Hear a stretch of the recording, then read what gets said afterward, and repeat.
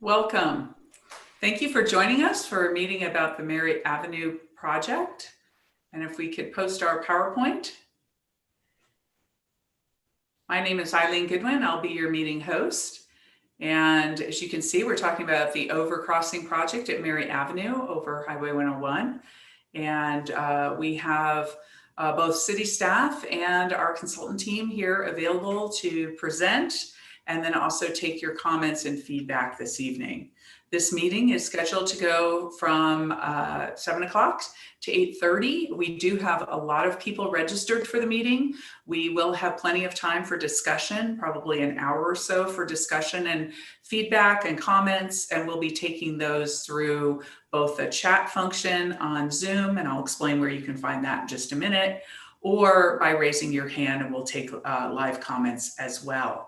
I know some of you might be watching us right now on YouTube.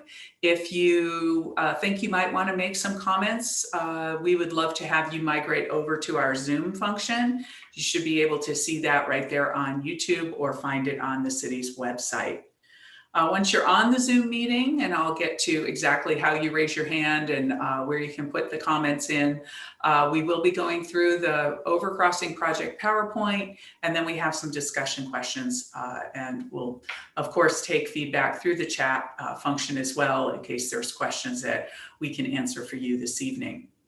If you happen to be joining us by telephone, there is a way to join the conversation as well, although, of course, you will probably want to be able to download the PowerPoint to follow along. If you're not able to do that, but you're able to hear us and you still want to make a comment, what you would do is hit *9, and our host will be able to see you and unmute you and take you in the order that all the comments and raised hands come in. So we have lots of ways for you to participate tonight. We'll also be giving you an email address at the end of the PowerPoint in case you decide that you have questions that come to you after the meeting is adjourned this evening. We'll give you a city project manager's email address, and you can certainly reach us that way. So we'll look forward to those as well. Now, if we can move forward, I would like to introduce you to who's here from the city of Sunnyvale. We have Dennis Singh. He is the Transportation and Traffic Manager with the city of Sunnyvale. He is assisted this evening by Lillian Sang, and she is the Principal Transportation Engineer, and she will be giving the bulk of the PowerPoint this evening and most likely answering any questions that come up. Bill Dean is here. She's a transportation engineer, and she's helping me out by monitoring those raised hands and the chat function questions as well. So you'll be hearing from Nabila. The project team consists of myself, Eileen Goodwin, Apex Strategies, and I'm responsible for some community outreach aspects of this meeting. And then Alex Jewell from Kimley Horn, the environmental manager. He will be part of our PowerPoint presentation this evening as well. Next slide. As I mentioned, I wanted to make sure everyone understood how they can participate in this evening's meeting if you are on the Zoom function. Again, just to repeat myself, if you are watching on YouTube and you think you might want to make a comment, please come over and get on the Zoom call. You should be able to find that link right there where you joined us on YouTube. So as you're on the Zoom link, you will be seeing at the bottom of your screen the auto settings. The auto settings will be on automatic mute for the attendees. So you are muted. You can't unmute yourself without the host, which is Nabila this evening, unmuting you. So once you raise your hand, which you can see the little hand icon there on the bottom in between the two other icons, that's the raise the hand function. It works just like your physical hand, where you raise your hand, and we can see that here in the host box, and we'll see which name or telephone number, if you use *9, is connected to that raised hand. And we'll call on you, and then the host will ask you to unmute yourself. You will see that box pop up with the little blue circle with the camera in it, and you'll need to unmute myself. You'll need to hit unmute myself to make yourself unmuted, because everyone is muted until you get offered to unmute yourself, and you will have to take that action or we won't be able to hear you speak. Should you decide that that is way too much to be able to speak, you're just happy typing in your comment, or if you have a question, we will be monitoring the chat box to take any questions that are either clarification type questions or any themes that are coming in. We'll be asking our presenters to clarify any themes we start seeing. So please feel free to click on that chat, which looks like a comment thought bubble.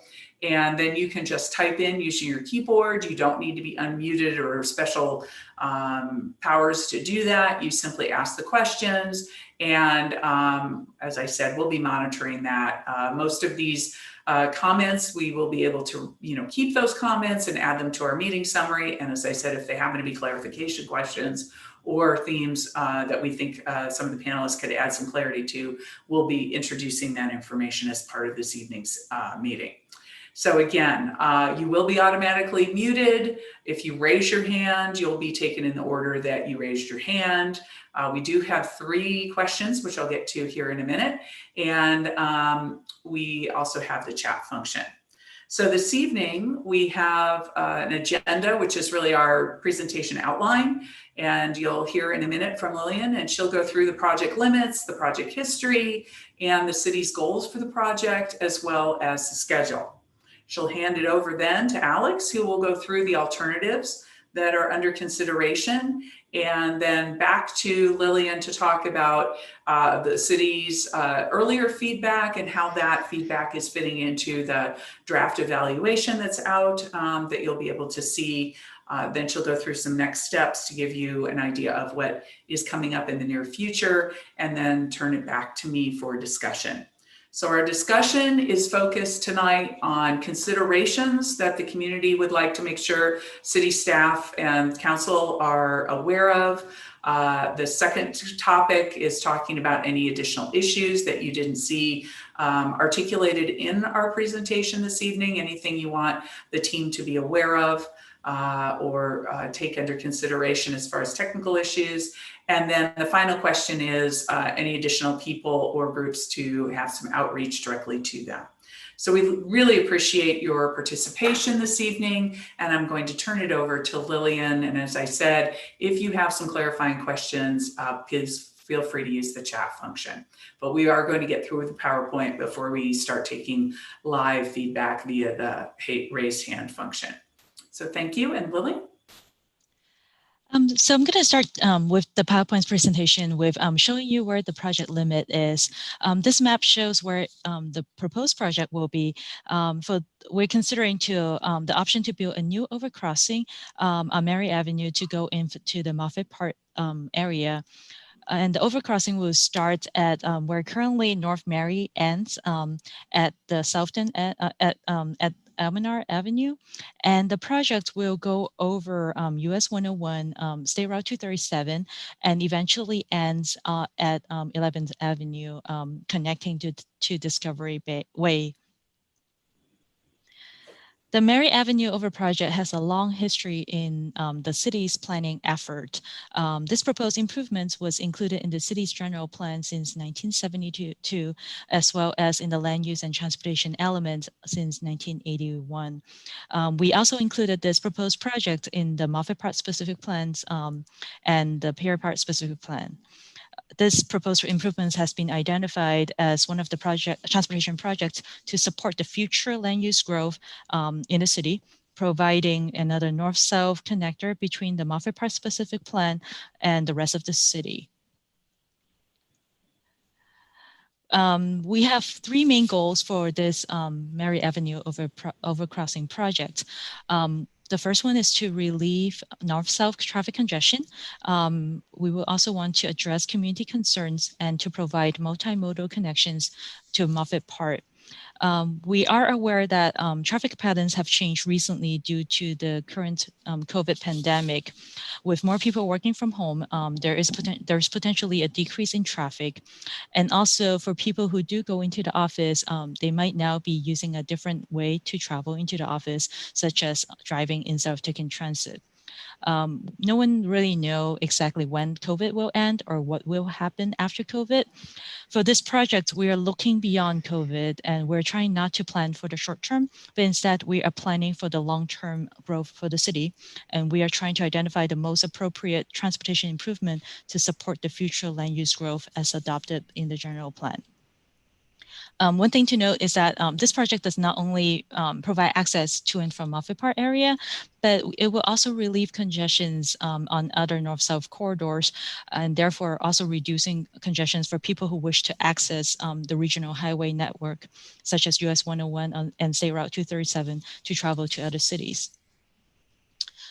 Here is a look at the project overview. We started this project back in 2016, 2017, and since then we have conducted some public outreach efforts to obtain inputs from the community for the project.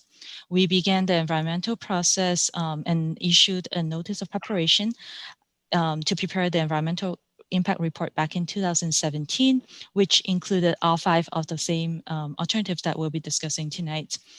And they were to be analyzed in the same manner.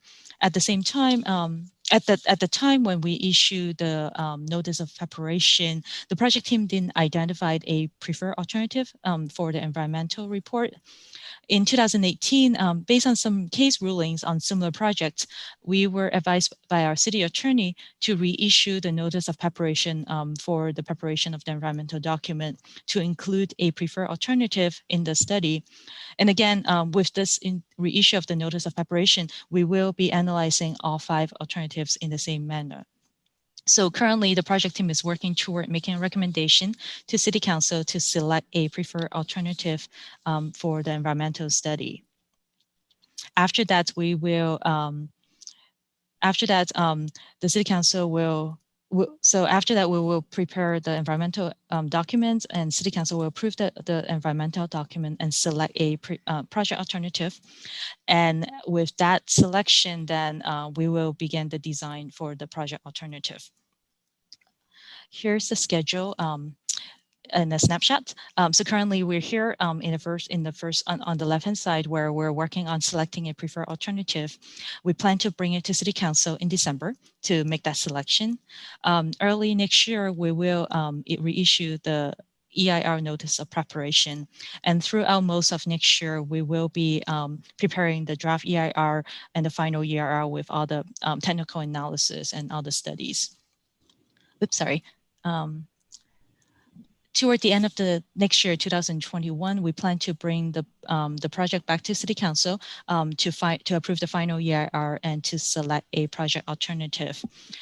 And after that, in 2022, we plan to start preparing for the detailed design of the project. One thing to note is that throughout the whole process, staff will continue to obtain public input. The public will have a chance to review the draft EIR to learn about all the analysis that we'll be performing for the environmental study. So this is not the only opportunity that we'll be taking public input, but we are planning on taking public input through the entire project. Next, I'm going to pass it to Alex to go over the project alternatives. Great, thank you very much, Lillian. So yes, as Lillian said, there's some alternatives to discuss. Before I get into that, I wanted to explain one term that we're going to be using frequently in describing those alternatives, and that's the cycle track. And you can see a picture on the screen here, and this is a typical picture of a cycle track that is developed. It's different than typical bike lanes you see on the street. Bike lanes in the street are next to traffic, and there's no barrier separating the bicyclists from the traffic. So a cycle track usually has some sort of physical separation that separates the bicyclists from the cars, and then it also includes both lanes together, creating one wider track, so that if it provides additional safety, if one bicyclist wants to pass another, you have more room to make that pass without having to go into the traveled way with the cars. So just wanted to familiarize everyone with this concept so there was no confusion when we're describing it in the next slides. Next slide, please. So here's the first two alternatives that we'll be looking at. The first one is a 4-lane alternative, and this is an overcrossing that has 4 lanes for cars, 2 lanes in each direction. It does include the cycle track, and then it includes pedestrian sidewalks on either side. Alternative 2 is very similar, except that it goes down to 2 lanes. So you have two lanes for cars, 1 lane in each direction. Also, this includes the cycle track, as well as the pedestrian sidewalks on either side. Next slide, please. Alternative 3 is another 2-lane alternative, but this includes options for HOV vehicles, high occupancy vehicles, transit, or shuttles to either be exclusively used or to have some sort of priority during the day so that they can carry more people across the overcrossing. This will also have the cycle track and the pedestrian sidewalks on either side. Alternative 4 would eliminate any motorized traffic on the overcrossing and be the exclusive use of bicyclists and pedestrians. And last slide.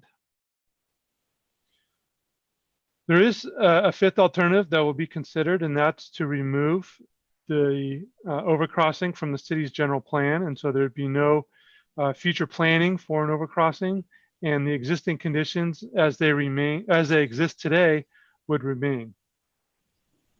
And with that, I'll transition it back to Lillian. Thank you. So now, next, I'm going to wanted to talk about the top 5 core values.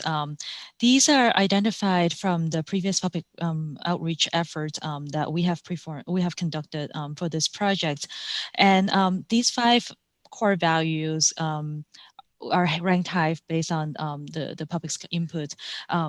So the 5 core values include ped and bike access and circulation, traffic circulation, safety for all users, air quality, and transit ridership. Staff reviewed the 5 alternatives qualitatively to see how each of these alternatives might address the core values that were identified by the public. So the same top 5 core values as indicated previously. So again, we're not planning for the near term. So these preliminary evaluations assume future growth as identified in the general plan. We use a color coding matrix to show whether an alternative could potentially address the core value. Red means that particular alternative will not address the core value and potentially would be worse than the current conditions if the alternative is built with the anticipated land use growth in the city. Yellow means the particular alternative will address the core value in a manner similar to existing conditions. And green means the alternative will improve the existing conditions.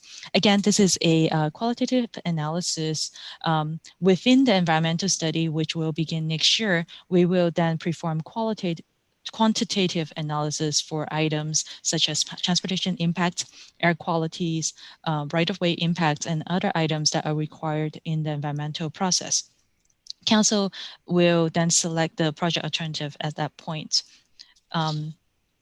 I'm going to go over the next steps. Currently, we are in the process of obtaining public input. We had a stakeholder meeting 2 days ago with public agencies and property owners. Tonight, we have our community outreach meeting. We also have an online survey, which is live on the project website. Eileen will provide more information on that later tonight in the presentation. We will tabulate the results from the online survey and prepare a recommendation to City Council to select a preferred alternative for the EIR process. And City Council will make that selection end of this year. And beginning of next year, January, we will begin the environmental review process. And again, with the environmental review process, we are going to be analyzing all 5 of these alternatives at the same time. And with that, I'm going to pass it to Eileen for some discussion questions. Thanks, Lillian. So as I mentioned before, the 3 questions are, what do you think the city should take into consideration as they evaluate the alternatives? Second topic is, are there specific issues the city should be aware of regarding the Mary Avenue corridor? And third, are there other groups and agencies you suggest we consult or contact with in conjunction with the project? Before we jump into question one, there have been a couple of questions of a general nature. I'm going to ask Lillian to talk about the funding. If you could give an update, we had a question about where the funding for this effort comes from and how this project would be funded. If you could give a brief update on that. And then I have one for Alex related to today's announcement from the governor about the vehicles in the future not being gas oriented. So Lillian, funding, if you would, and then we'll go into the discussion questions. So for the current project where we're doing the environmental study, it is a funded project within the city's budget. And in terms of the construction of the Mary Avenue Overcrossing project, that portion of it has not been fully funded. So we will be looking at funding opportunity, either from grant opportunities, as well as using some of the, and we will be using some of the TIF money, the traffic impact fee money that we will be collecting to supplement any of the grants that we'll be able to obtain. Okay, and Alex, if you could speak to air quality factors and how you're going to be analyzing that with the announcement of only electric vehicles being sold in the future, which I believe was 2035 as announced today. Alex? Yeah, that's correct. Yeah, I don't expect it's going to change how we evaluate air quality for this project that much, because when we evaluate air quality impacts, we take the existing condition, what's on the ground today, or what's, in the case of air quality, what's in the air today. So we don't do a future, we look at the current existing conditions, and so that'll be true for air quality, and I don't anticipate it would change our methodology that much at all. So I've had a question about the alternatives and whether folks can take a photo. Is this PowerPoint up on the website right now, Lillian? Are you aware of that? I know we had it as a handout at an earlier meeting with a different platform. I don't believe the PowerPoint is the presentation is on the website. However, on the project webpage, there is a figure that shows the cross sections for the different alternatives. So if you go to the city website, which is sunnyvale.ca.gov, and in the search box on the upper right, type in Mary Avenue Overcrossing, the project webpage you'll be able to find the project webpage. Okay, thank you. I'm going to move us to question number one, and I'm going to also articulate something come through the chat. And if I could go to that next slide, Lillian. Okay, so just a reminder for folks, I see many of you have figured out how to work the chat function. You do not need to be muted or unmuted to do that. Just type it in. This could be a comment, because we have a way of capturing this, and that'll become part of the meeting summary. Or if you want to ask your question or make your comment, and really we are trying to stay on comments tonight to these questions rather than questions, we will need to have you raise your hand. And then we'll have the host unmute you. You'll see that blue ball there with the box. You're going to need to proactively unmute yourself, and then we can have you give your comment live. We will be, because there are a lot of people attending this evening, we will be giving you a time frame tonight. So if you wanted to type things in, or if you want to raise your hand. So I am going to move us to that first question, which is, what do you think the city should take into consideration as they evaluate the alternatives?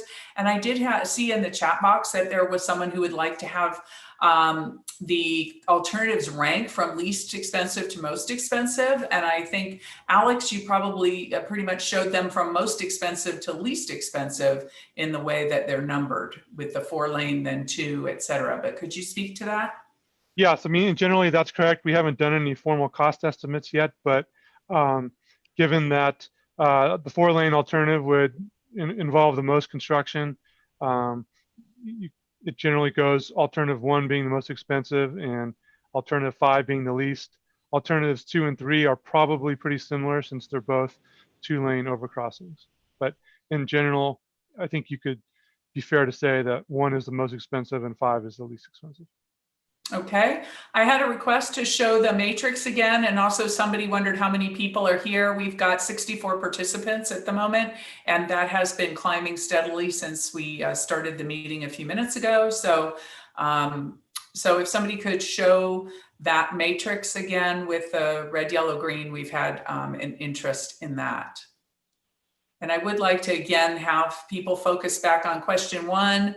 The alternatives, there's been a comment here about aligning with the city goals and the city climate action playbook and the VMT, et cetera. And then the people have wondered about the survey. That survey has been promoted and will, because it just went live today, continue to be promoted. It will be, the city will be using their their social media to get the word out. And certainly those of you who are networked in your neighborhoods, if you want to post that on Nextdoor, that would be terrific. We're looking forward to getting lots of feedback between now and October 15th. So somebody just thanked me for taking a picture of the matrix. The city will be posting this entire PowerPoint on the website. So Nabila, do we have any hands up at this point? Yes, at the moment we have 4 hands up. If you want to start taking questions verbally, I can start that process right now if you'd like. Okay, let's take those 4 folks in the order that they came in. Okay. You let them know who they are, and then again, you have to unmute yourself. Sure. The first question we have today is from Sarah Gitter. Sarah, I'm going to allow you to talk right now. I will lower your hand. You will have 2 minutes to ask your question. Please make sure that, please accept so we can hear you. And again, we're really hoping to get comments, not so much questions, but we'll take questions as well. Okay. In regards to traffic circulation for alternative 3, I'd like to share about the southbound traffic on Mary between Maud and Central. I live off of Corte Madera, 1 block south of Maud. Southbound Mary transitions from 2 lanes to 3 lanes to 5 lanes when meeting Central. Now this sounds great, but pre-COVID, it was an evening rush hour bottleneck. Everyone pushes the yellow lights, which keeps all the lanes full. When I turned onto Mary on my way to work, I was often in the right lane, needing to merge left. Now, the first problem was that the left lane branches into 2 new left turn lanes, but the original lane also goes straight. This sometimes blocked cars trying to get into the left turn lanes. The second problem was that cars turning left onto Central were often prevented from doing so by jammed Central Expressway. Traffic just crawls here. Only a few cars can turn left at each arrow. It usually took me several light cycles at Central to travel the 2 short blocks from Corte Madera to Central. So this extending Mary for all vehicles would double our already congested traffic on Mary. I'm in favor of just carpools, buses, bikes, and pedestrians using a new overpass. Thank you very much. Thank you. You gave a great example for our issues that we need to have under consideration. Thank you very much for that. The next one, Nabila? Thank you. Okay, the next one that we have is Dave Halfman. Dan Halfman, I apologize. Dan, I'm going to lower your hand and allow you to talk. Please accept so we can hear you. You unmuted me, but I'm not Dan. I can talk now if you want, though. Why don't you go ahead? Carl. I'm Carl. I live near Mary and El Camino. And I just want to say, sorry, you haven't started your timer. Regarding, is it good? Yes, go ahead. Thank you. So regarding the goal of relieving traffic congestion, I just want to say that adding lanes for cars is not going to relieve traffic congestion in the long term. So, I mean, I think relieving congestion is a fine goal. I also think that building new lanes for cars anywhere is not really going to do that. You know, it might relieve congestion in a limited area for a short period of time, but if you make driving easier, more people are going to do it, and those lanes are going to fill right up. So I'm also strongly in favor of an alternative that doesn't allow individual cars at all. Even HOV cars are not that efficient in terms of space usage. So I would be in favor of an alternative that's either bike and pedestrian only or bike and pedestrian and mass transit only, which are really the only space efficient ways to get users onto roads. That's all I have to say. Thanks. Thank you, Carl. All right, we'll jump back to the other person. Thank you. Okay. And just for those of you who aren't familiar with this, when Nabila goes to the next person, you get automatically muted. Okay, the next person that was in queue, I'm so sorry, was Dave Halfman. Dave, I'm going to allow you to talk. You will have 2 minutes to speak. Please accept so we can hear you. Okay, yes, I'm Dan Hafman, and I wanted to comment on the overpass project. You know, I was very active in the project, what, 3 or 4 years ago when they wanted to build the 4-lane road only across the 2 freeways. The problem then, and I think the problem you still have now, is how are you going to get cars onto that road without going through city streets? That was one of the main reasons that project got stopped at that point. If you're coming from the south, really the only way you can really use that bridge is to come down Mary. And Mary is very much a residential street. In fact, it's even more difficult now because south of El Camino Real, it's only a 2-lane road now. And so I'm very much, also, if you look at our climate action plan, it doesn't make sense to spend hundreds of millions of dollars this thing is going to cost to build a road that's going to encourage single passenger automobiles. So I, again, will support either bicycle pedestrian only bridge or a pedestrian bridge or a bridge with bus and very high occupancy vehicles, along with bicycle pedestrians. Thank you. Thank you. All right, our next person, Nabil. Thank you. Our next person is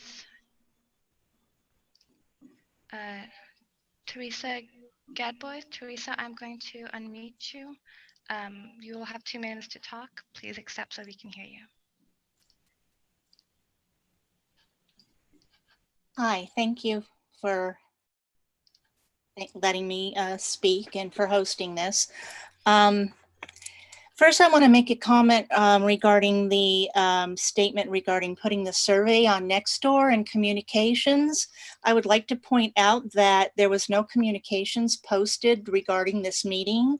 All we got was the post office in the mail. I actually and another neighbor had posted about the meeting. There was one from the communications division that was posted, but it was taken down. So I'm not sure if the city is aware of that. So I want to point that out because I'm concerned that future postings get brought up to the whole neighborhood as soon as possible. Things to take into consideration. I'm greatly worried about the impact it's going to have on our neighborhoods here. If we bring traffic from 101, et cetera, people that come from that park down into Mary Avenue, I used to be a commuter, and coming home down Mary from Central, it used to be backed up from Washington all the way to El Camino, bumper to bumper. So I don't know what kind of improvement we're going to have in traffic flow once you open that corridor of Mary up to much more traffic. I also want to make a comment about the air quality conditions.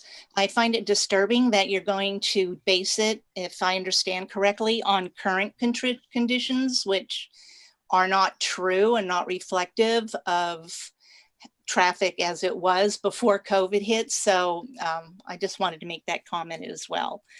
And I'll have a lot more later. Thank you. Thank you. Thank you. All right, well, before we take the next person, let's get Alex to to make a comment on when the actual air quality measurements get taken. And then I'm also going to be looking into the chat and pick up a few of our chats just so that we stay current with both the live as well as the chats. So Alex, if you would answer that question about the air quality measurements. Yeah, that was a good question, and thank you for bringing it up.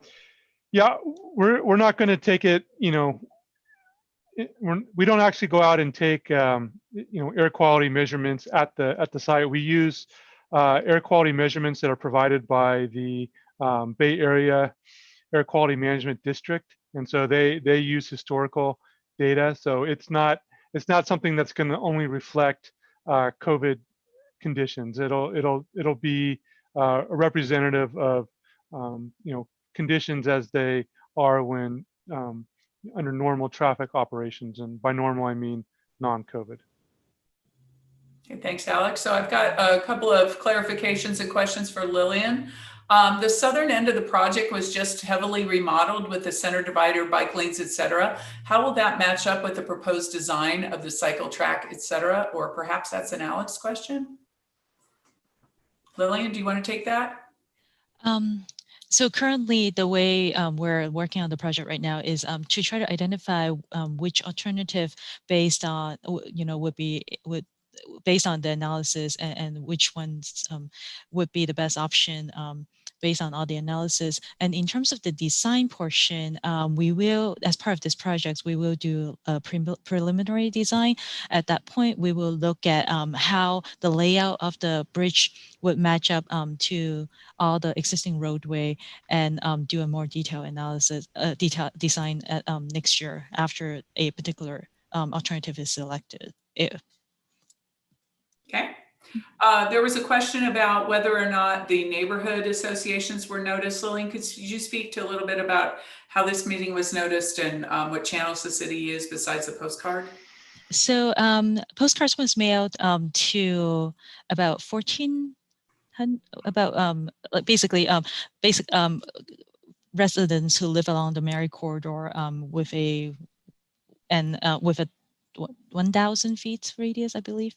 And as well as we have sent out emails to everyone who have signed up on the mailing list, as well as we have emailed it to other neighborhood associations within the city. So those were notified, residents were notified using those channels. We have also let the inform the business owners as well through the business chambers, so as well as other business groups. Okay, thank you. There's a clarification question about alternative 4. And there was a question about why there's a negative effect on transit ridership. And just to remind people, alternative 4 is the bicycle pedestrian only, which would not allow the bus or shuttle to go across the bridge. And so the question is, I would think, this person saying, I would think it would have no effect at all. It says that not true, and no way to show that, or why did you rank it the way you ranked it? So I think Lillian, that's yours. So again, this is a qualitative analysis. When we evaluated these core values against the alternatives, we were looking not only on along the Mary Avenue corridor, but also like in a broader area. So if we were to build a ped and bike bridge only, and assuming that in the long run, land use, we will have growth in the land use, and therefore there will be more people, like more employment and more residents within Sunnyvale. So therefore the traffic, the number of traffic would potentially be higher than existing conditions, given that we're considering future growth. And if we were to not only build a bike and ped bridge, then the traffic conditions on other parallel routes or on other other Sunnyvale city streets could potentially be more than existing conditions. And with that, there might be more congestion, and therefore we were thinking that it will impact the transit operation, as there's more cars on the city streets. Transit might not be able to travel as quickly as the existing conditions. Okay, I just want to acknowledge there's quite a few comments in the chat talking about what people should be, the city staff and the council should be taking into consideration. A lot of comments about the congested traffic already on Mary, as well as concerns about future impacts of additional traffic on Mary. References to adopted Vision Zero and making the case that alternative 2 is the safest alternative. That is the one that's a 2-lane alternative. It should be ranked higher. A lot of concerns about traffic pre-COVID, and then a lot of desire for the pedestrian bike bridge with or without buses, already seeing a lot of interest in that. And again, I want to make sure that people realize we are doing that online survey. So get your neighbors, your colleagues, et cetera, to get out there. Very similar questions are being asked on that portal. And so you can weigh in and give us comments through that as well. Nabila, how many hands do we have up under considerations topic? On the consideration topic, we now have 7 hands up. Okay, I'm going to jump back to that in just a minute. There was a question about having any meetings in Spanish, and also, have you reached out via Spanish to all the people within 1,000 feet of Mary? Lillian, was that postcard translated? And what is the city's policy on Spanish-speaking meetings? So the postcard was not translated into a second language. The postcard was in English. In terms of the city policies, so on the city website, we do have a translate function on every single page that we have. So not only in Spanish, but also in many other languages. So for people who do speak other languages, they could go onto the city website and do a translation on the city website. Okay, somebody here said that they did see the meeting notice on Twitter and was saying good job to the social media group. Somebody wanted to know what a BPAC is. That is a acronym, an abbreviation for Bicycle Pedestrian Advisory Committee. This is typically community members who have an interest in either biking or walking around town and advise the staff, and they meet regularly. I'm going to ask Alex for a question, and then we're going to go back to some of our live hands up. The question is, has the team done traffic analysis of current traffic? Traveling north on Central, turning left on Mary could take 20 minutes or more, et cetera. So Alex, if you could speak to when the traffic analysis and how that's done and when that's done and whether it's been done. Yeah, the traffic analysis will be done beginning in January when we start the environmental process again. So again, there will either have to be some sort of accommodation made for any COVID to try to account for changes in traffic or something to that effect, but it won't be based off of some sort of traffic condition that isn't typical of normal operations. Okay. Before I go to the hands, I have a question about additional outreach and whether the Safe Routes to School partnership, whether they've been reached out to, and if not, why not? And there's a heavy amount of bicyclists traveling from El Camino to Homestead High School along Mary every morning. And I would just like to make the comment that whoever typed in all of the swear words, there is no obligation for me to say any of those out loud, so I'm going to skip over all of that. Lillian? So we did. So at the stakeholder meeting that we held on Tuesday, there was invitation to Homestead High School and their Safe Route to School coordinator. So they are aware that we're currently working on this project and trying to obtain public input. Okay, Nabila, hands. Let's start with our hands up. Sure. So the first hand we have up right now is from Todd. Todd, I will lower your hand and you will be unmuted.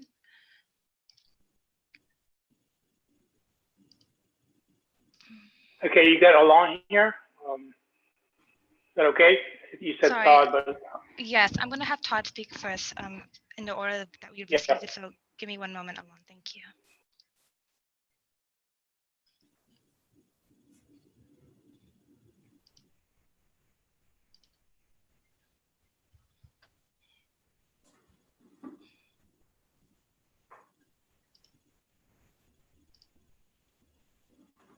Okay, can you hear me now? Yes. Yes, thank you, Todd. Okay, great. Thank you guys for running this. Appreciate it.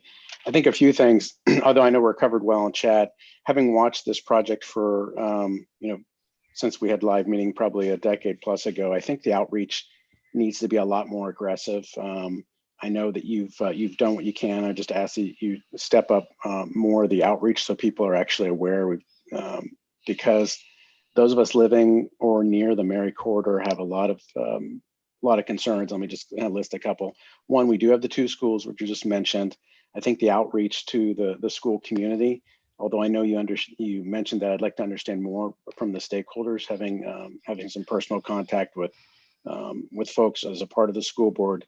I have not heard this raised with the school community, with a lot of pedestrians and bikes on the Mary corridor, going to SMS, going to the elementary schools, as well as going to Homestead. I think a quantitative analysis and a lot of concerns I have about that being a thoroughfare, which is the only logical route up to Mary. That is my primary concern. And also, I'm not clear of how this making this a busier roadway will actually improve the quality of life or for the Sunnyvale residents. For a variety of those reasons, I'm still very firmly in favor of a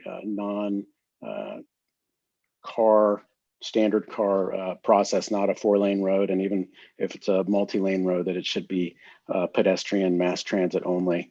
But I think as you do this more quantitative analysis and outreach, would ask that you really assess the safety for those schools on the corridor and then do a lot more aggressive outreach. Thank you. Thank you, Todd. All right, Elon. Okay. So next speaker we have is Alon. Alon, I'm going to allow you to talk. You will have 2 minutes to speak. Please accept so we can hear you. Hello, thank you for the meeting. Thanks for all your comments so far. So back to that slide that you just put up before we started running through the comments. Negative impact was mentioned here regarding public transportation, but in that slide, in alternatives 3 and 4, there was also marked red, so negative impact on cars, so private car, motor transportation. And again, I don't see why this would negatively impact the current conditions of car traffic. I think it should be positive impact actually, because when I take Mary and I want to cross those 2 freeways over to the industrial area, to the office area, I have to then take a very high stress route on my bike through Middlefield, and so they can central in Middlefield. And this alternative with the bridge will allow a lot of people to switch from their cars onto bikes and actually alleviate the traffic congestion you have in that area in normal days. So just on that table of impact, I think it would have a positive impact of car congestion in that area, definitely not a negative one regarding compared to current conditions or normal day conditions, say. Thank you. Thank you. Thank you. Next.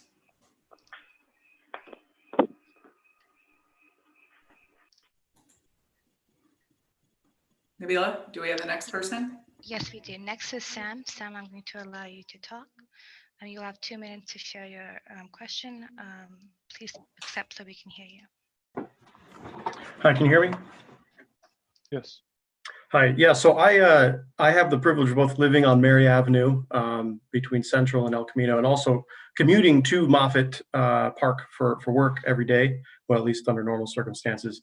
One of the things that raises questions for me about having the mass transit is most of the time these shuttles and buses are coming from 101 or 237 and exiting at either Ellis or Matilda to get into Moffett Park. And we're talking about tens of thousands of employees, you know, for a variety of companies there. So my question would be relating to, if it's a mass transit and pedestrian and bicycle bridge, where are we expecting those shuttles to be coming and going from on to Mary? My expectation would be that they would be coming from other major thoroughfares instead of on Mary Avenue. So I'm just kind of puzzling where those on-ramps and off-ramps would be to enable the use of a third byway for those shuttles.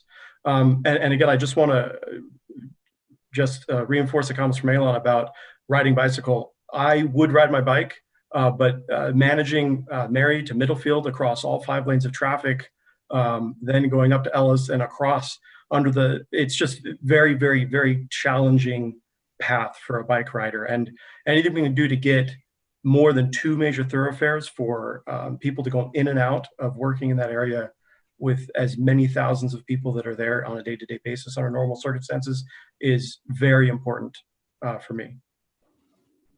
Okay, thank you. I'm going to batch a couple of those last comments and ask our panelists to address them before we go to Sam.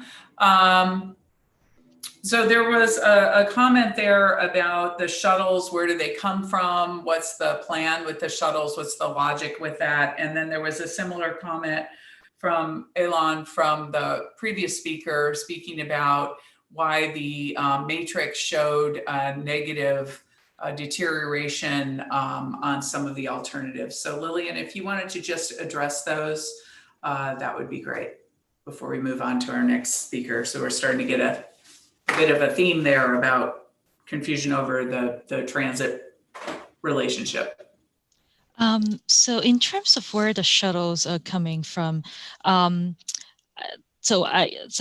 understanding is that some of them do travel to and from on 101, and some of them also travel on 85 as well.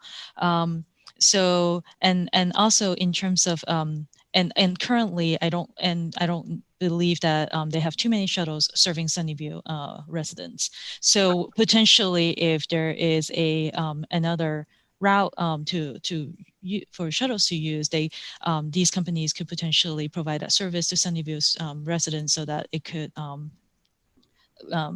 it would be the travel time for these residents could be faster to go in and out of the Moffett Park area.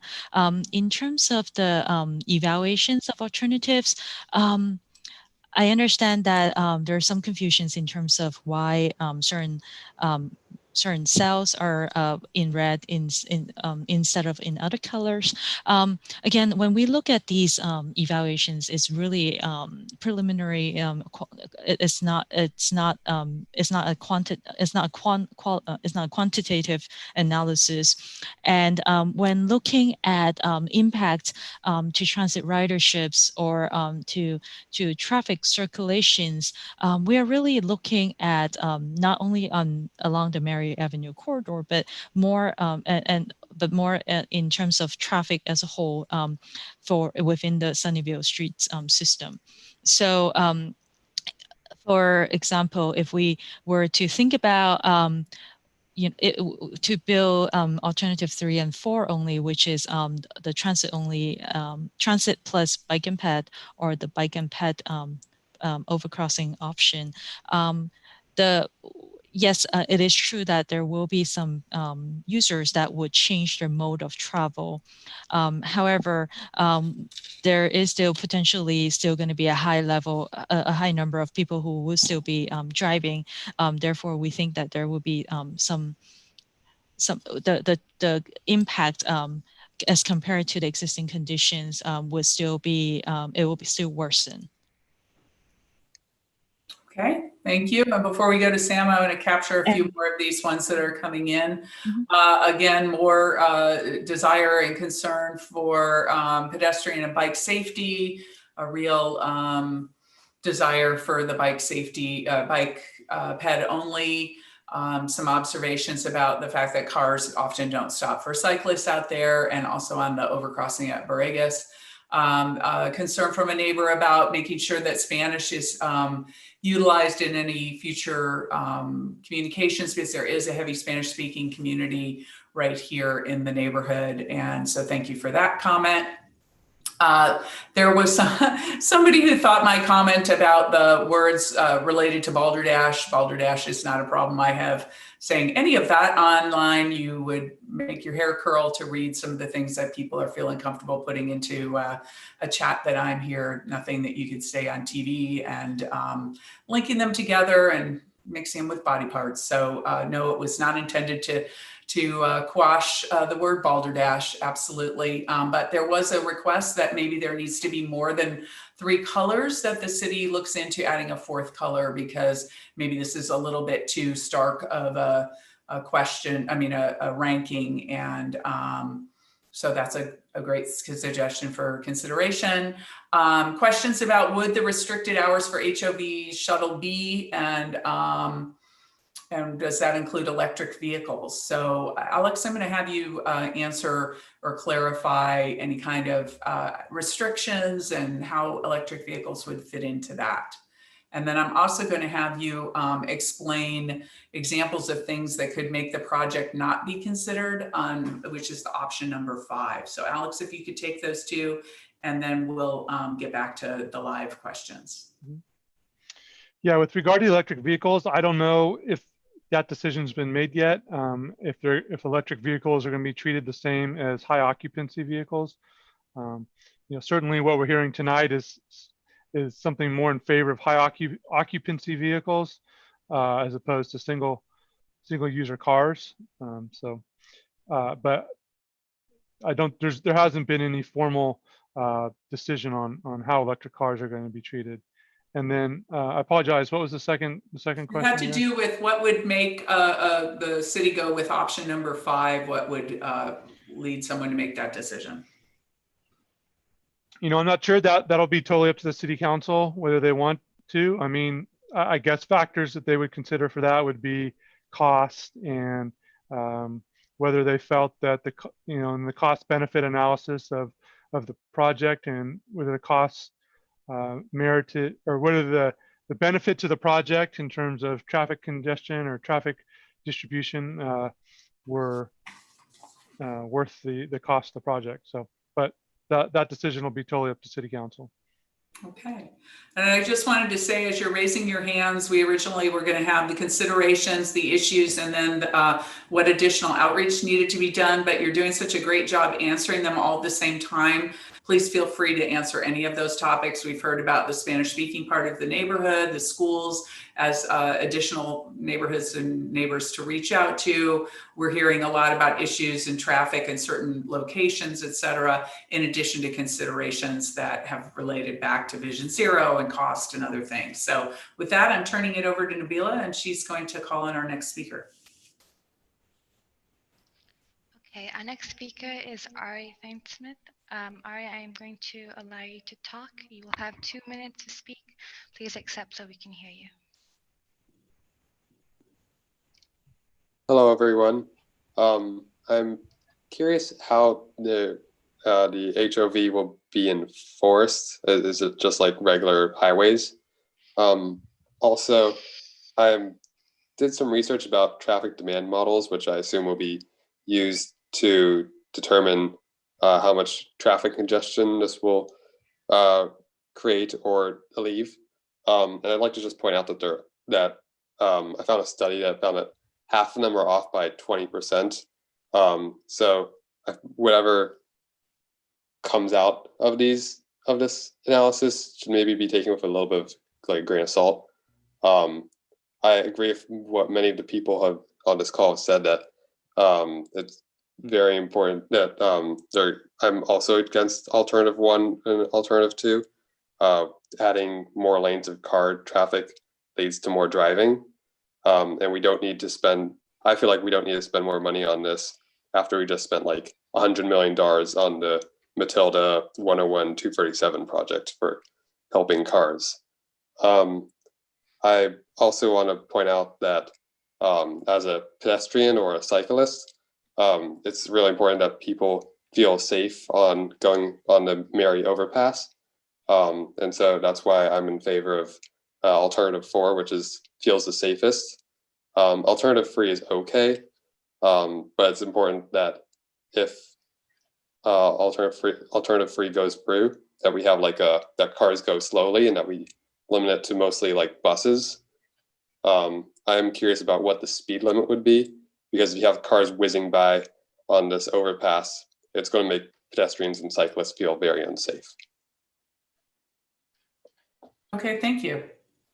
Can we get a question about the HOV enforcement for Ari? Can we get an answer for that, Alex, or Lillian? How would that be enforced on a city street? That would be enforced by the city Department of Public Safety, and we would need to coordinate with them on the enforcement. Okay, and Alex, did you want to speak to the traffic models? And I do know that there's some folks who've spoken and are raising their hands again, and that's fine, but I do want to get to the people who haven't had a chance to speak first, and our meeting will go for another half hour, so hopefully we'll get back around to everybody who wants to speak, and if not, the chat function will keep open to take your comments. Alex, the traffic model, any thoughts or thinking about that? Yeah, I mean, the city does have a traffic model, and we will be using it. City invests a lot of time and money to keep that updated. So the traffic model will be used as part of the traffic analysis that we prepare. Okay, back to you, Nabila. The next person that we have is Jim Marison. Jim, I am going to allow you to speak. You will have 2 minutes to talk. Please accept so we can hear you.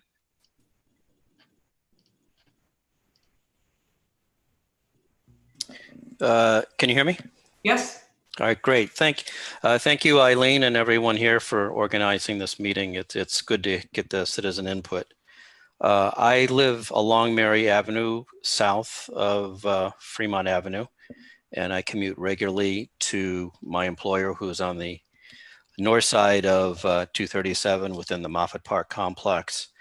And I think there are two items that I'd like to add on top of the other discussion here. First, I fully understand how people want to have bicycle and pedestrian access to cross the highways, and almost all the proposals other than Alternative 5 offer that. I think that's great. I also am sympathetic to the fact that we should prevent traffic from zooming down at highway speeds on Mary Avenue on whatever extension this would be. However, the one factor that hasn't been considered, at least that I've heard so far, is that currently, if you're driving from north to south in this commute pattern, there are only two ways that you can reasonably cross 237. One is at Ellis Avenue, which is a 2-lane, including crossing the VTA tracks in a very convoluted way by the perimeter of Moffett Field. The other way is through the Matilda Avenue underchange, if you will. And that's very much, at least in normal times, that's very much overused. It's a headache. It's got a lot of switching lanes and short sections where traffic can gather, and you regularly see bumpers being bumped. So I think we need to consider the full traffic pattern and work on ways to allow cars to go on the either Alternative 1 or Alternative 2, being sympathetic to the safety and concerns of pedestrians and bicyclists at the same time. Okay, thank you. While we get the next person, are you ready, Nabila?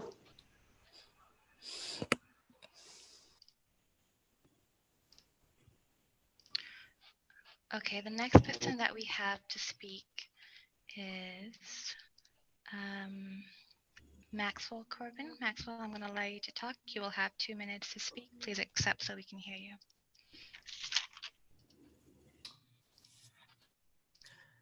Hello, my name is Max. I'm a full-time cycling commuter. I've been so for the last 2 years. I commute north of 237 to Moffett, and I also live in Sunnyvale. I was very excited to hear about this project because currently there are only really two safe ways for cyclists to get north of the freeway. One is through Borregas, which depending on where you live in Sunnyvale, particularly in West Sunnyvale, is very inaccessible. And the other is through Ellis, which I think is technically in Mountain View, but as I think Sam and others have alluded to, it is a fairly notorious intersection. It's very, very challenging and intimidating for new cyclists. I've led cycling groups through that intersection, and none of them can ever believe me that this is a safe thing to do. So I'm very, very excited about the possibility of a new lane that would go north-south. I think that it's important to take into consideration the safety of schools that are on there, but the number one thing that correlates with higher safety for cycling is just more cyclists. So the students that are using Mary as it exists right now for cycling would benefit just from having more cyclists on that lane. Also, I just wanted to talk a little bit about the traffic concerns.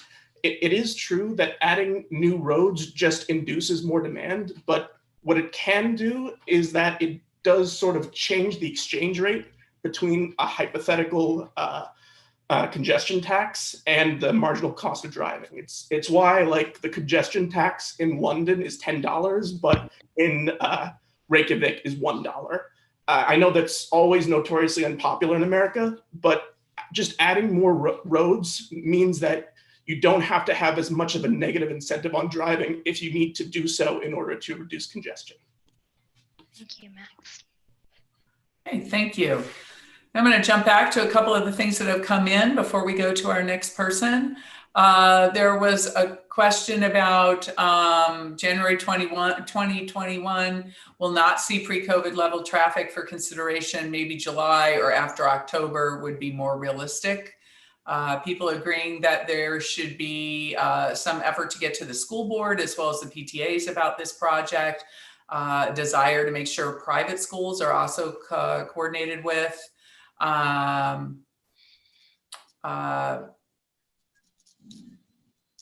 question again that I think has been addressed by Lillian and the Matrix, people confused about how option 5 got scored with air quality and some of the other uses, pre-COVID conditions.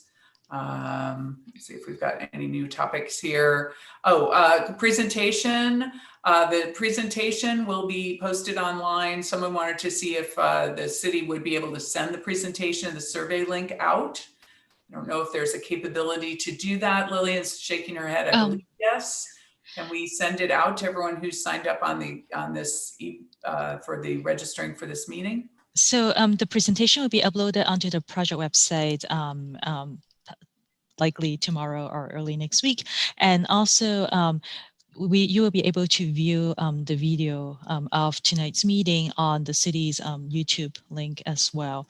And for people who have signed up for the mailing list, I will be sending out all the information about where the survey would be located and where you could view the video again on YouTube. So that's a commercial for, please sign up for the e-blast newsletter.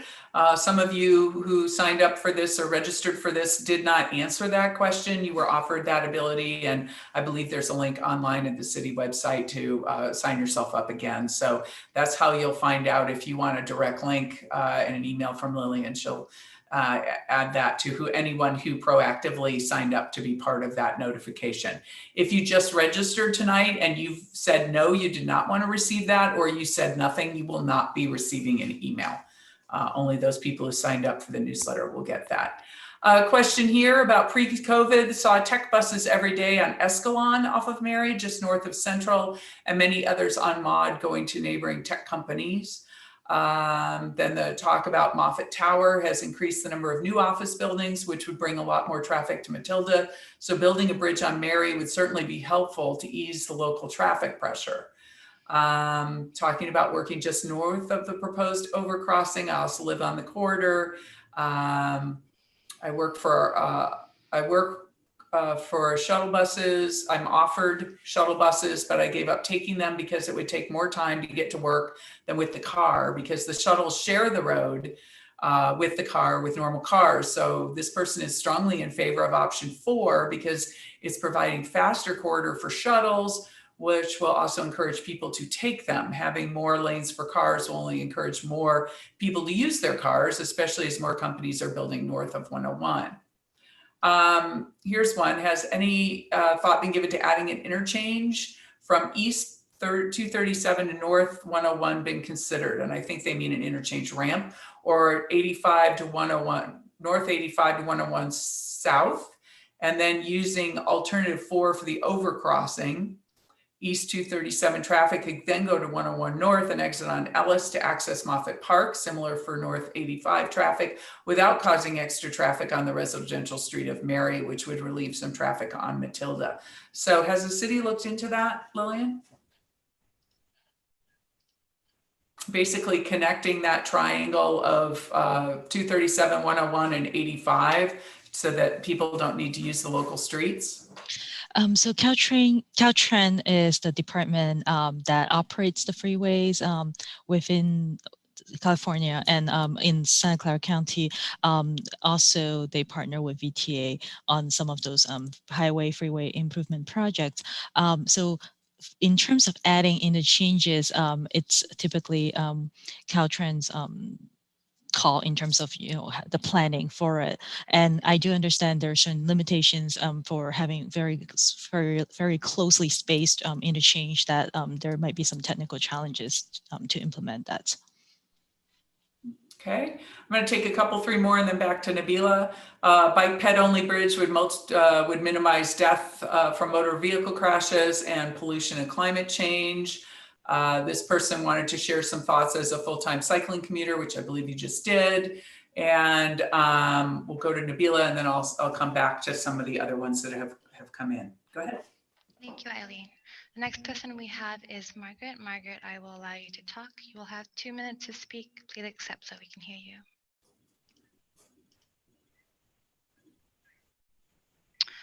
Unfortunately, it looks like, Margaret, we can't have you talk because you're on an older version. Would you like us to be able to, can you ask your question in the chat? That way we can respond to your question in the chat.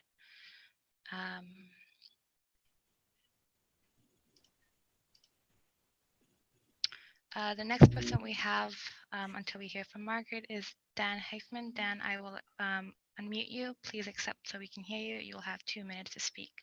Thank you. Thank you for taking my call a second time, my question time. I understood that Alex said that a traffic analysis will not be done until an option is selected. I would like that confirmed, because if that's the case, I think it's going to really be difficult for council to make a reasonable decision, especially when considering options 1, 2, and 3. They're really only, aside from Mary Avenue itself, the only way I see that people can get to that bridge is via Maud, Central, El Camino, or Fremont Avenue. And Fremont Avenue puts the traffic on Mary. So a serious preliminary study needs to be done to figure out how the traffic is going to flow into and out of that bridge from the Sunnyvale side to facilitate council making a good decision. Thank you. So Alex, if you want to clarify, or Lillian, about the traffic analysis not done until there's a preferred alternative, even though all of the options are going to continue to be studied. Which one of you wants to take that? Yeah, thanks for the opportunity to clear that up. So what we're looking at now is just, we're going to do a study for all of these alternatives. They're all going to be evaluated. Right now, what we're trying to do is get public input on which one should be a preferred alternative in terms of how it's studied in the environmental document. So the City Council won't be making any final decisions on this until most likely the end of next year. But right now, we're looking for just input on the projects, and then we will eventually be doing a traffic analysis on all these different alternatives and how they affect different, how each alternative design would affect traffic patterns. So when they go, when we go to council in December, it'll be simply to say, this is the alternative we think should be carried forward as the preferred alternative in the environmental document, but the environmental document will address that one as well as the others as alternatives. So without getting into a lot of CEQA, California Environmental Quality Act nuance,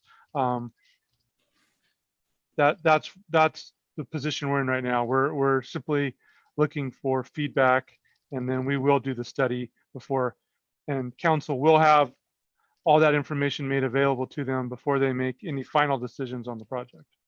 So it could be, just to follow up, Alex, because I'm sure now everyone's wondering, so you could go in with a preferred alternative and change your mind at the end. It wouldn't be a problem. The council. Yes, that's the intent, is to give city council the flexibility to choose among the 5 different options. Okay. All right. I want to, is Margaret back, Nabila? No, I I join our believe chat. she is going to try to find another computer. Okay. So if we don't, I guess we can wait until 8:30 to hear from her, but there are no other questions at this Well, time. I've got plenty of ones to read from. So Bill said recently, the last couple of years, the city changed Mary from 4 down to 2 lanes from El Camino to Homestead, and that he thinks the reasoning should be shared here with the group. If vehicles are part of the plan, it would negate all that expensive work, which he is suspecting was due to making the route safer for high school bicyclists, but definitely wanted to have that confirmed or explained, or the logic behind that investment if this other part was not finalized. So Lillian, that sounds like a city question. So a couple of years ago, portion of the Mary Avenue toward the southern side we had a project to narrow the Mary Avenue from 4 lanes to 2 lanes and implement and install bike lane on there. And then north of it, currently we still have 2 travel lanes on Mary where that particular project ended. So the original project, the intent is to provide bicycle facilities for users to use along that corridor. For this particular Mary Avenue overcrossing, what we're looking at is to potentially provide definitely, one of the, besides the no project options, the project alternatives all include a separated cycle track for bicyclists and also a sidewalk on the side. So for bicyclists, that the path will be separated from vehicular traffic for all these alternatives.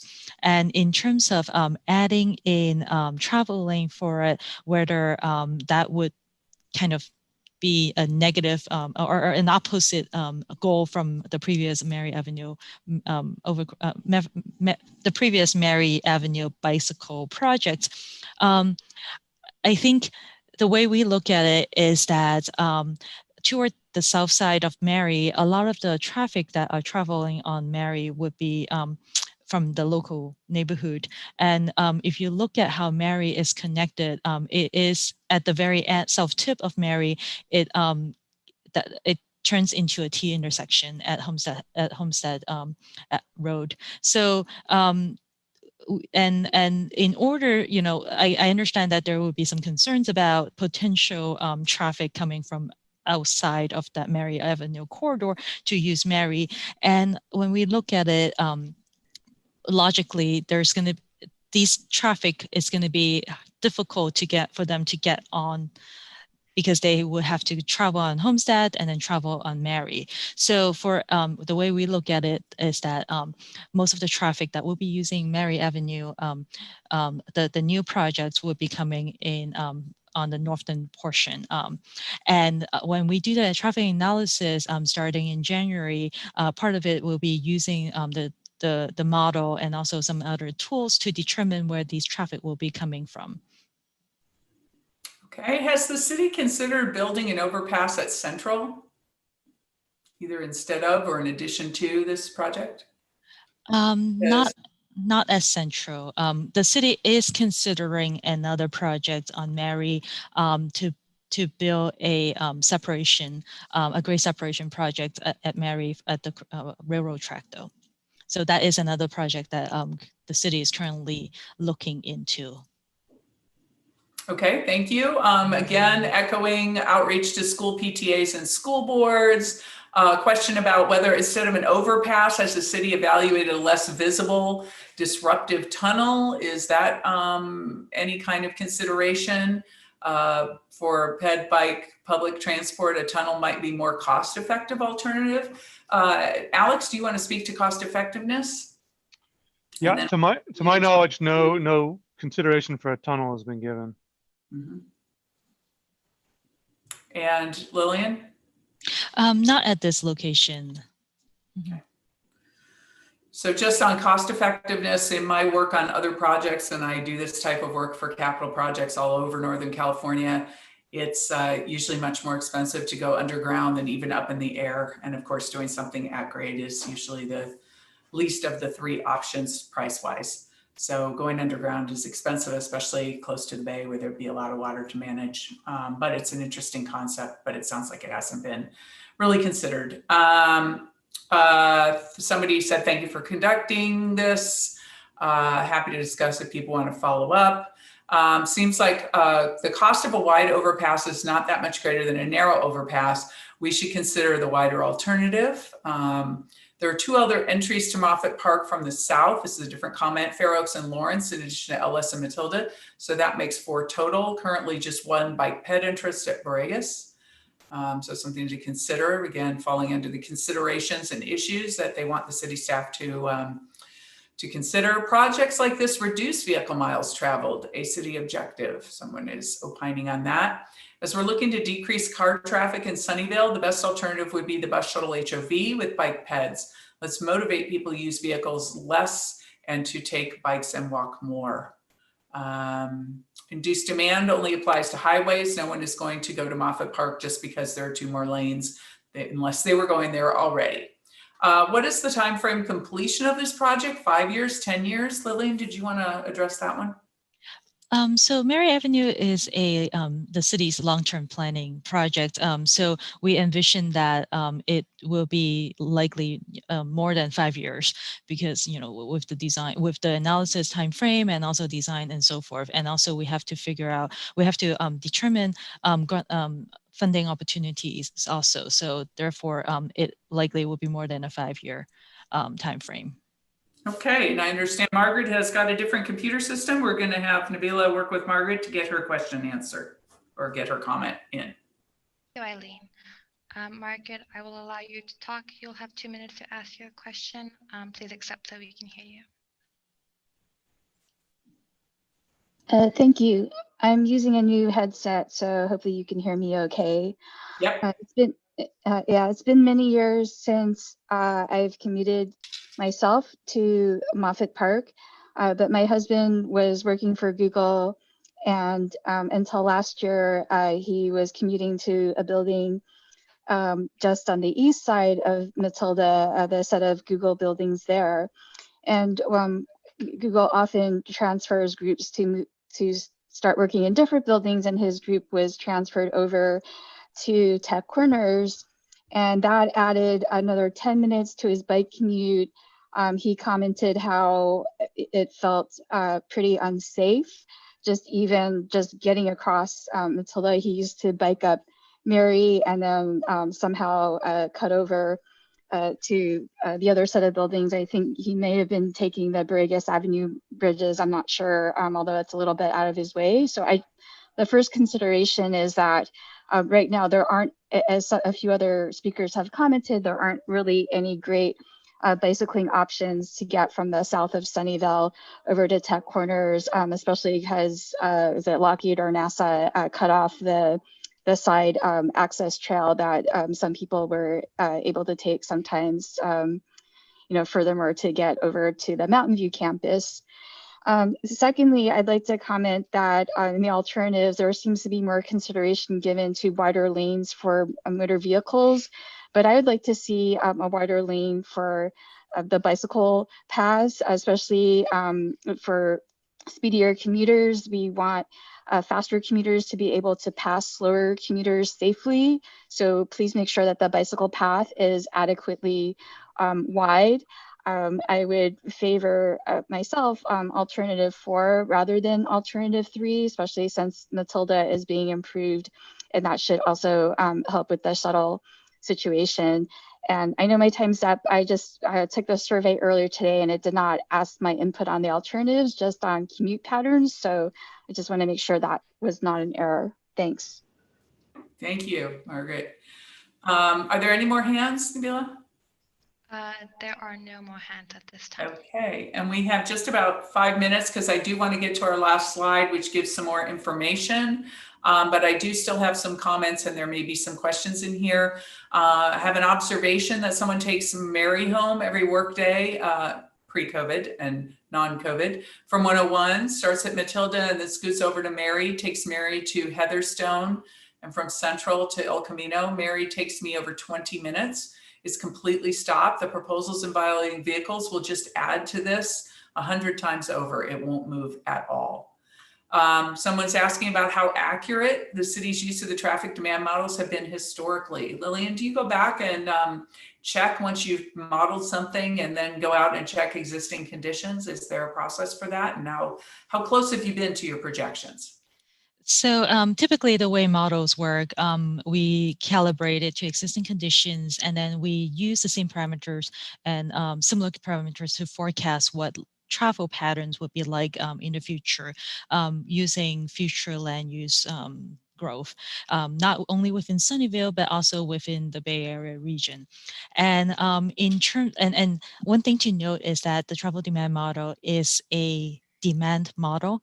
So a lot of times the model is capable of putting more vehicles onto the road than what the actual facility could carry, because it's actually forecasting what the demand would be, but not necessarily what the actual facility could carry. Therefore, when you look at some of the results, it might not be necessarily very accurate because it is a demand model.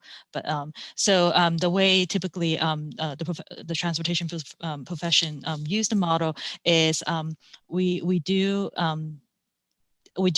calibrate it, and then we do look into factors to compare it to existing, so that we take into account of that demand factor, as well as the other thing to consider is that when we look at different alternatives, we use the result to do a comparison between the alternatives, so that the comparison would give us a better idea of which alternative would operate in what way.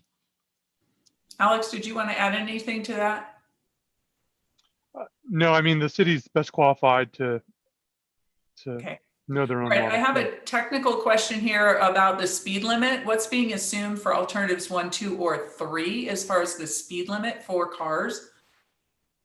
Do we have a planning speed limit that you're designing for?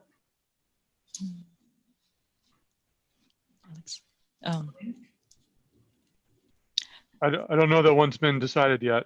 Okay, Alex, okay. There's not one decided yet. What's the other part of Mary Avenue?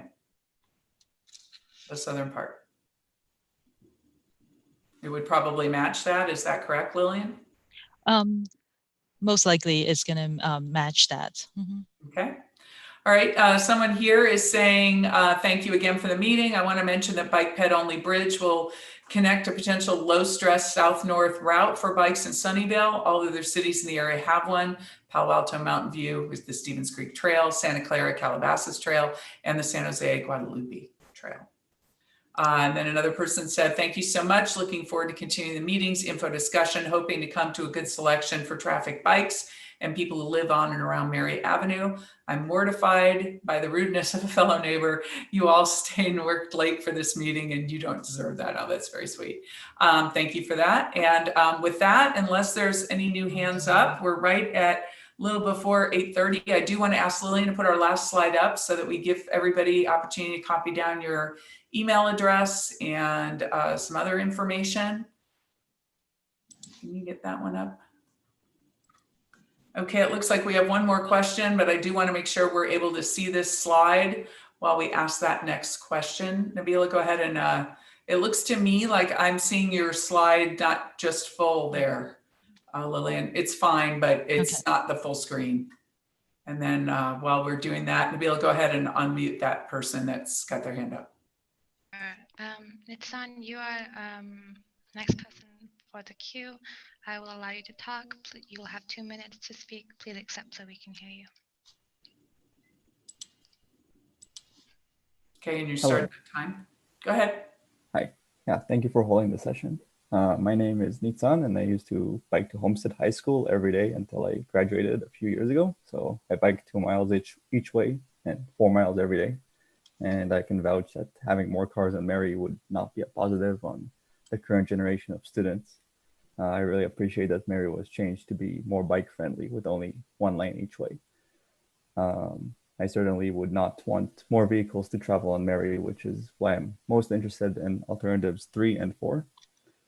Having said that, my concern with having an HOV lane is that this could cause high-tech shuttles to drive through Mary or other city streets, not to mention that only a few select companies provide shuttles to their employees. So HOV lanes in practice, so this HOV lane may be seen as a type of private road where only the most wealthy companies use this road for vehicular traffic.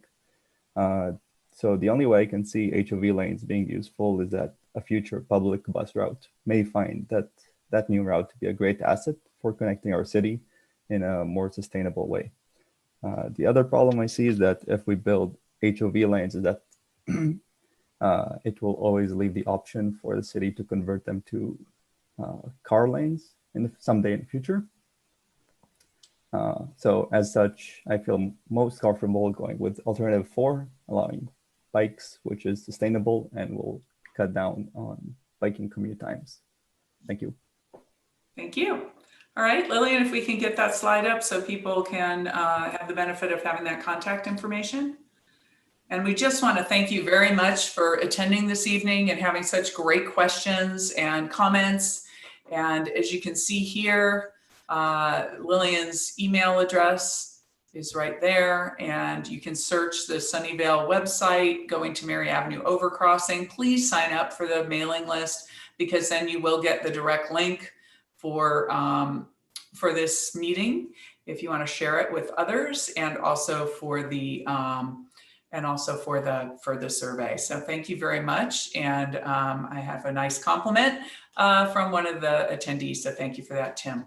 So with that, we stand adjourned, and we really appreciate your participation and look forward to seeing this project through. So thank you very much.